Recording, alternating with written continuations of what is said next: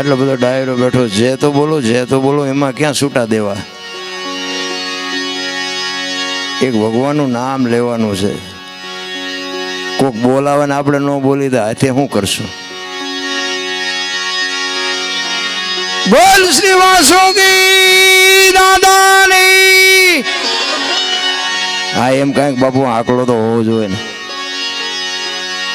આવડું એક બાળક એવી સંતવાણીની મોજ કરાવી, પણ કાંઈ એક ડગ્યા નહીં. જોકે મારી ભાષા તમને બધાને કડક પડશે, પણ દરદ છે ને કડવું પાય ને તો દરદ મટે.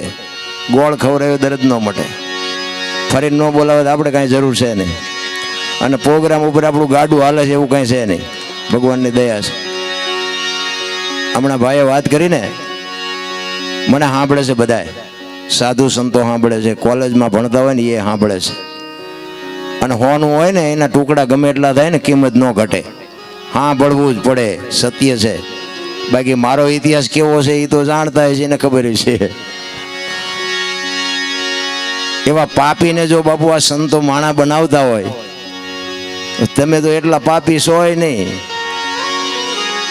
એટલે મહાપુરુષો તમને મને ઘણું બધું શાન કરે છે. આપણે બધી વાતો કરશું.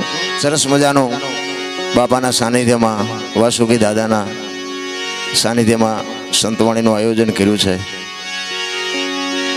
સાધુ સંતોની ઘણી બધી હાજરી છે. બધાને ચરણોમાં કોટી કોટી વંદન. અત્રે પધારેલા બધાને દિલથી નમન કરું છું. કારણ કે બહાર જાય છે ત્યાં જ અમને સાંભળે છે, ઘરે કોઈ સાંભળતું જ નથી.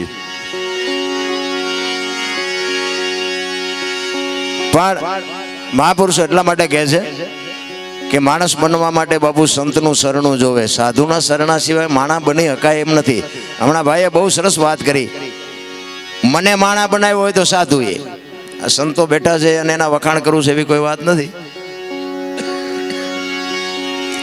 એટલે કે આપણો ઇતિહાસ જેસલ કરતા ખરાબ છે. અને 20 થી 22 વર્ષ મેં ખટારો હાંક્યો. ખટારાનો ડ્રાઈવર તો 19મી કોમ નો કહેવાય. ખટારાના ડ્રાઈવરને કોઈ પાણી પાય. પણ એવા બાપુ કાંઈક સંતનો શેડો અડ્યો ને ભાઈ, કે સંતો હેઠે બેઠા છે ને અમને ઉપર ચડાવ્યા છે, ત્યાં મને એમ થાય કંઈક સારું કંઈક પડ્યું છે ખરું એમાં. એમ તમારા અને મારા મા બાપ છે ને એ આપણા ગુરુ છે 100%. પણ તમારા અને મારા મા બાપ છે ને એ જન્મ આપી શકે, ઉછેર કરી શકે, લાલન પાલન કરી શકે, બાકી ઓળખાણ ન કરાવી શકે. ઓળખાણ કરવા માટે બાપુ સંતની જરૂર પડે, સાધુની જરૂર પડે. મેં નગર કોઈ દી કાંઈ સીતારામે નથી કર્યા ને આપણે મંદિરે નથી ગયા ને ક્યાંય પગે નથી લાગ્યા. પણ સમય આવે ને વળાંક મારતા ન આવડે એને માણા ન કહેવાય. સમય આવે ને વળી જવાય. મહાપુરુષો એટલે કે છે એક કચ્છનો બારવટીયો બાપુ આ કાંઠે બારવટીયો હતો ને આમાં કાંઠે ગયો ને સંત થઈ ગયો ને આજ દુનિયામાં પૂજાય છે. મને એક ભાઈ કહેતા હતા, એ મને કે આ જેસલનો ઇતિહાસ તો જુઓ કેટલો બધો પાપી છે. આ દુનિયા ડફોળ નથી કે આવાની સમાધિ હું દર્શન કરવા જવું હોય. મેં કીધું મને એમ લાગે દુનિયા ડફોળ નથી પણ તું હું બે ડફોળ હોય એવું લાગે છે. પણ એ કે મને કે જોવો તો ખરા આનો ઇતિહાસ કેવો છે. મોરલા માર્યા, ગાયો મારી, જાનો લૂંટે. મેં બધી વાત હાજી, પણ 100 મણ કપા હળગાવો હોય તો 100 મણ દેતવા જોઈ. તો કે ના 100 મણ દેતવાનો. મેં એક બાકસની હળી હોય તો હળગી જાય ને. તો એવું એને કંઈક કર્યું છે. આપણે બે ન જાય ત્યાં કંઈ ફેર નહીં પડે. હજી તો આવા સંશોધન કરે. બોલો ભજન ચેદી કરશે?